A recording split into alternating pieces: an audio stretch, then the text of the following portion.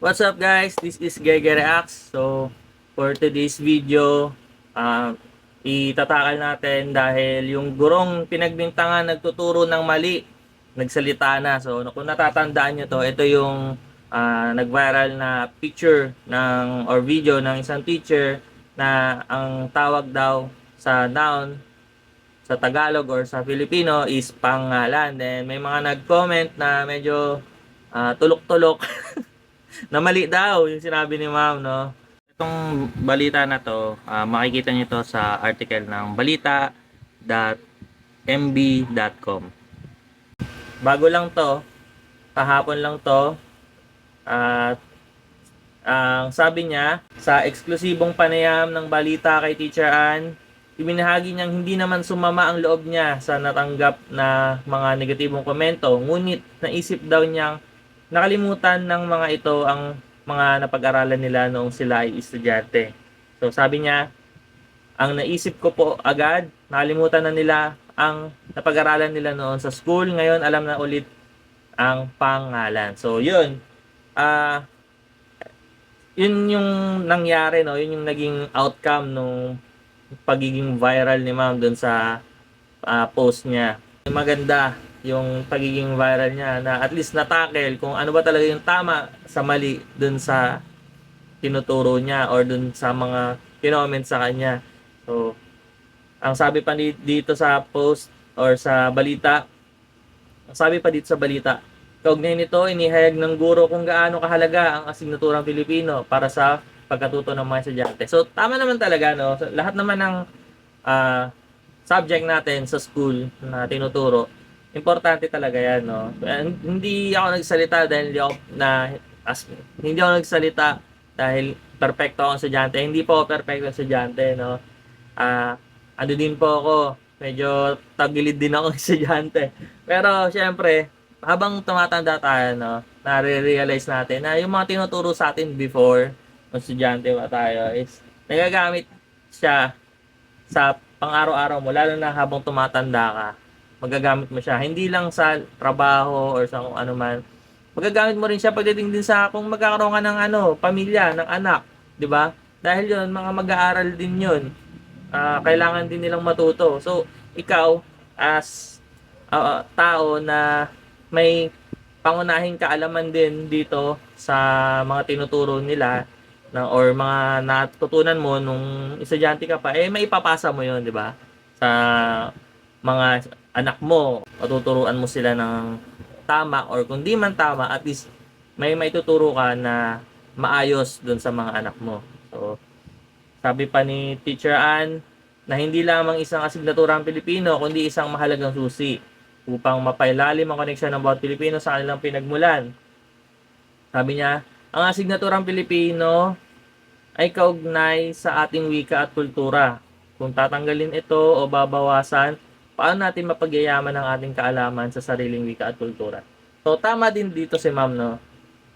Na actually may nababasa akong bali-balita nung mga nakaraan, parang aalisin ata sa curriculum yung Filipino. Hindi ko hindi ito official pero parang may nababasa lang ako. Correct me if I'm wrong, pero para sa akin dapat mas malalim yung natututunan natin sa wikang Pilipino o sa kultura nating mga Pilipino kaysa sa wika na or kultura ng mga dayuhan, no? Like sabihin natin, sample na natin, no, sa Japan.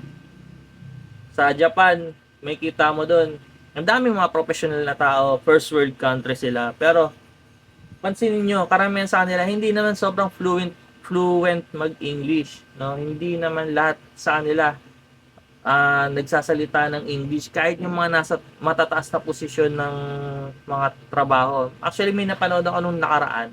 Isa siyang political specialist or political analyst. Isipin mo political analyst siya, ini-interview sa TV, international channel yon or international network.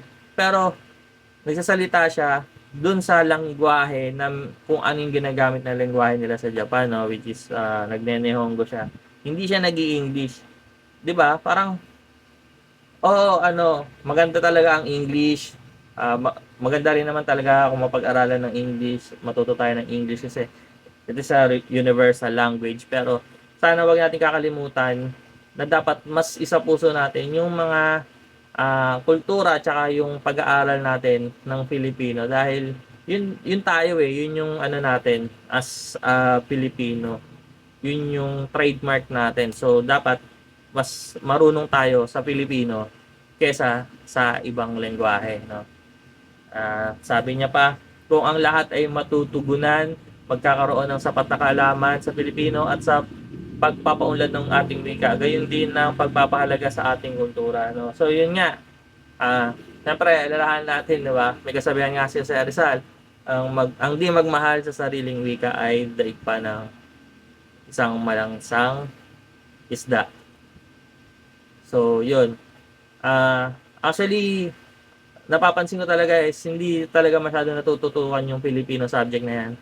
Kahit nung nag-aaral pa ako, parang hindi siya ganun kabigat na subject. Pero pag tignan mo sa school pa lang sa school ko before na pinasok na hindi ko na sabihin ko anong school para ano kasi ako naging scholar kasi ako doon. So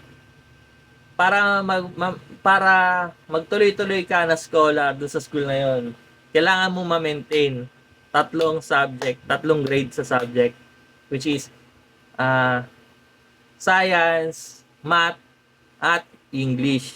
So, yun, yung tatlo na yun, kailangan ma-maintain mo yung grade doon, hindi ka dapat babagsak. Kailangan nasa 80 plus yung grade mo para scholar ka. Pero isipin mo, no, tatlong subject, walang Filipino. May Filipino subject kami noon, pero hindi nila nire-require na kailangan mataas ang grade mo sa Filipino para maging isa kang scholar ng gobyerno ng Pilipinas. Isipin mo yan, gobyerno ng Pilipinas ang nagpapaaral sa iyo. Pero wala doon sa mga nabanggit na kailangan mong or requirements para magstay ka as a scholar na kailangan mataas din ang grade mo sa Filipino. So parang nadi-disregard talaga yung Filipino subject. Kaya madalas talaga mas marami pa tayong alam sa English kaysa sa Filipino. Kaya para sa akin tama din tong sinabi ni Ma'am na dapat talaga magkaroon ng sapat na kaalaman ng Filipino sa or mga Pilipino sa Filipino language or sa Tagalog or sa ating sariling wika. Kasi mas mape-preserve nito ang ating kultura. Tama dito sinabi ni Mo. No? So, sabi pa dito is para kay Teacher Ann sa pamamagitan ng tamang suporta mula sa pamahalaan, sapat na kagamitan at pagkakaisa ng guro, magulang ay muling masisindihan ng pagnanais ng mga kabataan na yakapin ang kanilang pagkakakinanlan bilang Pilipino. So, yun. Tama din naman yun, no? Kaya siguro hindi natin masyadong masyadong sineseryoso ang Filipino subject kasi parang para sa atin ano lang siya parang minor, 'di ba? Mas major pa ang English subject kaysa sa Filipino subject. Totoo lang. Dun sa hindi ko correct me if I'm wrong pero parang para sa akin is parang mas major pa na English subject kaysa sa Filipino subject. Pero para sa akin nung nag-aaral pa ako, kahit nung high school, kahit nung college, mas na-enjoy ko talaga ang Filipino subject kaysa sa English. Actually, hindi na ako magaling mag-English, pero siguro, mas ko sa akin mas malalim sa akin yung pag-aaral ng Filipino. Mas nagiging buhay yung pagiging Pilipino ko dahil din sa mga natutunan ko sa Filipino subject na yun. Kaya sa mga lahat ng Filipino teacher or sa lahat ng teacher, hindi ko sasabing hindi ko inaanan wag niyo pag-aralan ng English. Pag-aralan natin lahat. Pero sana wag natin isang tabi ang Filipino subject o wag natin maliitin ang Filipino subject dahil ito ang ating kultura, ito ang sagisag or ito ang trademark natin na sa Pilipino. So dapat hindi natin ito binabaliwala, pag-aralan natin mabuti at sana sa lahat ng subject or at sana sa lahat ng guro na nagtuturo ng Pilipino, saludo po ako sa inyo. Kung di po dahil sa inyo hindi mape-preserve ang ating kultura o ang ating sariling trademark as a Filipino. Saludo po ako sa inyo. At sa lahat ng teacher, saludo po ako. Sa mga napanood, kung nagustuhan nyo itong video na to, please like nyo na and subscribe kayo sa channel ko para updated ka dun sa mga magiging next reaction video natin. Okay? So, maraming salamat. See you on my next video.